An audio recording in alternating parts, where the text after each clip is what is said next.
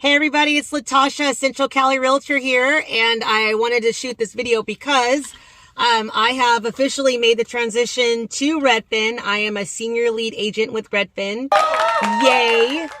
I'm sitting in my car right now, but I'm getting ready to get out of my car. But I wanted to shoot this quick video because I had an incident happen this week. Right now I'm currently in training, which is, I apologize because I haven't done a video. Because there's a lot of training. I'm actually, today, when I'm shooting this video, it's Friday. And my training modules, I'm only on Wednesday. So, I'm behind. So I got to get back and do my, all my modules. But I wanted to shoot a quick video, because I had an incident this week where I was talking to a former colleague from my traditional brokerage. She was actually my former manager, with my traditional brokerage that I left. And we were talking about something totally not even related to me making the transition to Redfin. And then somehow it came up, and basically, and this was a couple of days ago that this conversation happened. So I apologize to her for not, truly understanding, truly knowing exactly what she said. But this is basically how it made me feel. Like I had to defend my decision to go to Redfin. Basically that she couldn't believe that I decided to go to Redfin. Because, people in traditional brokerages, they have their own ideas about Redfin and what it is. And she's like, you can make so much more working in a traditional brokerage, which I've done the math and I've lived it. So if I can close, 12 deals or, average realtor closes 12 deals a year. So one deal a month. I was average. I was closing 12 deals a year. Last year I closed 10. It was not a very good year. And I was paying for leads, and I got 10. And nobody can tell me that I did not work my ass off all those 5.5 years, trying to make the traditional route work. I did. And in 2020, when I had to renew my license, you have to renew your license every 4 years. And 2020 was my 4th year. And I really had to do some soul searching and decide if I really wanted to continue to do this. Because, that's money, first of all. That's my time having to study and do all the, continuing education and everything, in order to renew my license. And I decided I was going to go into coaching because all the successful real estate agents, traditional real estate agents out there tell you have to go into coaching. I've done a lot of coaching programs, in the past 5.5 years. And I mean, not to say that they don't work. I mean, really, anything that you do to generate business will work as long as you do it. And so I was doing it. I was doing it all. And,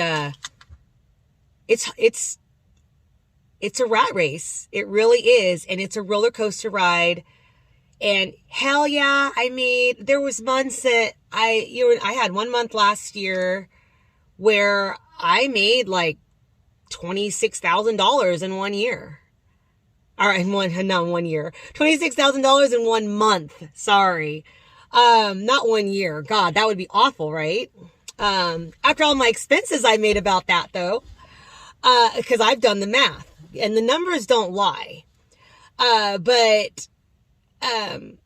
Yeah, there'd be months that I would make bank. Oh my gosh. But then there'll be some months that I would close 1 or I close none.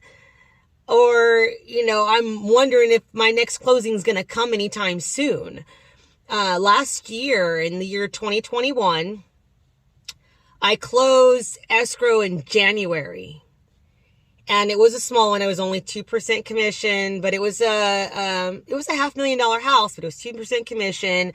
And I spent over a month helping these clients look for a house.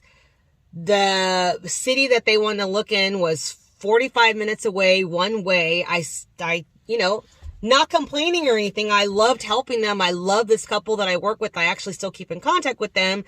But that's a lot of driving, number one. And so for being compensated for, and then to only get 2% commission, which normally normal commission is typically 2.5%. And I did try to negotiate my commission up, but the agent only, negotiated a 4% commission, and she was only paying half, which was 2%. So I said, screw it. I just, I need to get my clients in a house. They need to buy something. So I sucked it up. But I closed one in January. But prior to January of 2021, in 2020, I was scared to leave the house. Like, people were bogging down and I didn't want to get sick. I didn't want my kids to get sick. I had my kids in the house all the time because they had distance learning with school.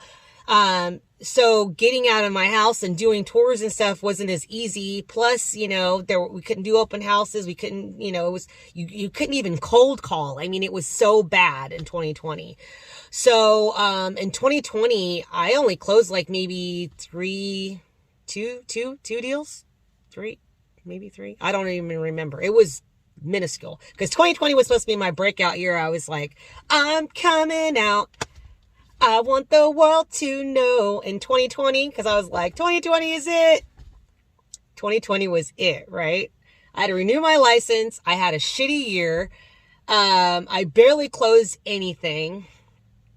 And the last closing I had was in August of 2020. I had nothing from August to January of 2021. Nothing. And so when I finally closed one in January, I was in 2 different coaching programs.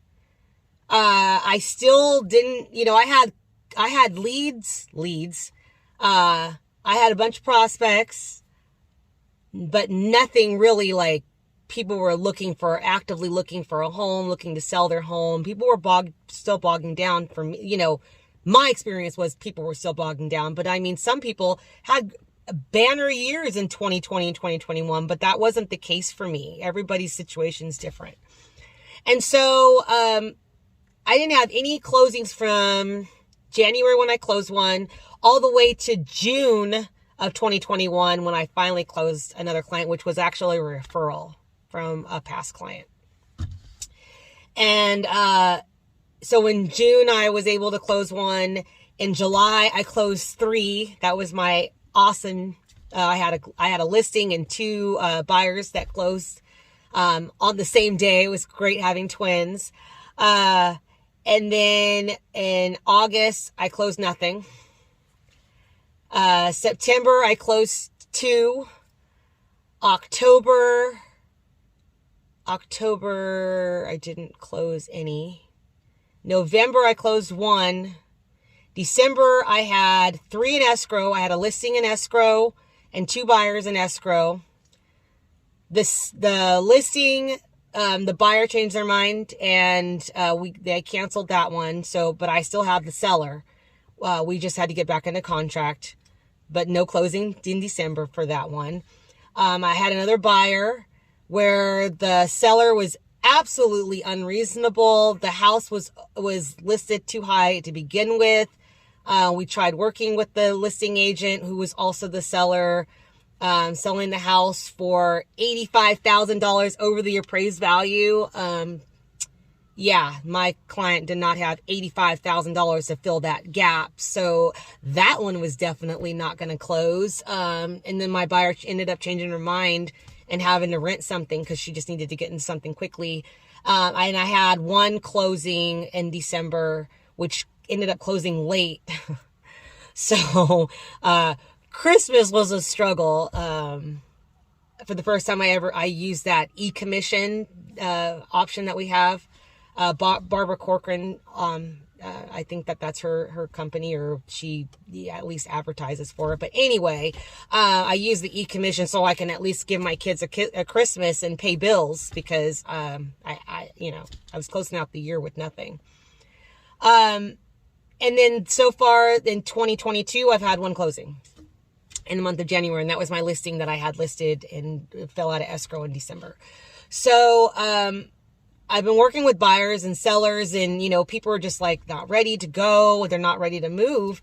And so, this roller coaster ride that you're on with a traditional brokerage sucks, because it's like, okay, and then my colleague was like, well, you made a lot of money last year. You closed a lot of deals last year, which on average, I probably closed a lot of deals, but for a top agent, that's like in a couple months, they close that. So, it was a good year for me, but it was still, it was shitty when it came to the commission that I was actually getting. But, my former colleague was like, where'd all the money go? And I'm like, well, it went to pay for all the months that I didn't have anything going on. And the thing is, long story short, which this has already become a long story, I don't have to justify or explain to anybody, and neither do you. If you're thinking about making the transition to Redfin from a traditional brokerage, or if you're a brand new agent thinking about going to Redfin and you're talking to traditional brokerages and they're talking you out of it, do your own research. Don't let anybody talk you out of being able to support your family the best way you can. And if you want to, try Redfin, and if it doesn't work out, then, at least you tried it, or if you want to go the traditional route first, because, you've heard great things, and the sky's the limit with, when you're in a traditional brokerage, you can make, $200,000, $300,000, $400,000. You're going to pay for it. Oh, I guarantee you're going to pay for it in taxes, in lead generation, in CRMs, and there are sharks out there. There's lots of shiny objects. Trust me, I know. I had shiny object syndrome. I got into several different programs that were crap. I got into coaching programs that were crap. And it's like you kind of have to learn the hard way. And I feel like I'm a masochist because I did 5.5 years of the hard way. And I mean, I don't know, maybe Redfin is not going to be an easier way. I might go back to traditional brokerage. Knowing that door is open for me still is awesome. Cause I mean, I told my former brokerage, the brokerage I just left, like, if it doesn't work out, I'm coming right back to you guys. And they said that they would welcome me back with open arms. But the fact that that I feel like I have to explain my situation to someone else just pisses me off. You shouldn't have to explain why or how you support your own family. And I felt like I was on the defense on that, because I felt like, she was still trying to, say, let's partner up and let's do this. And I know that, I see the potential in you, and you can do this. And it's like, yeah, I know I can do it. I just don't want to do it anymore.